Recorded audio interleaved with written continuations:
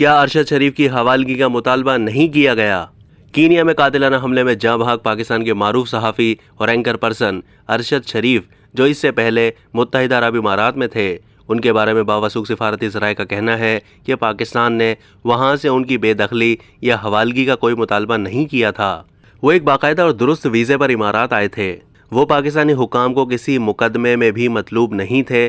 وہ ایک free agent اور نقل و حرکت کے لیے آزاد تھے۔ ذرائع نے اس تاثر کو مسترد کر دیا کہ حکومت پاکستان یا کوئی ادارہ انہیں پاکستان واپس لانا چاہتا تھا۔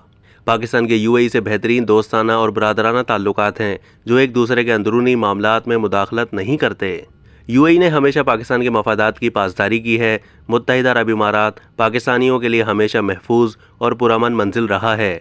اس حوالے سے کوئی منفی تاثر ملک کے مفاد میں نہیں ہے۔ اب تک کے لیے اتنا ہی۔ مزید معلومات کے لیے ڈیلی جنگ کے YouTube چینل کو سبسکرائب کیجیے۔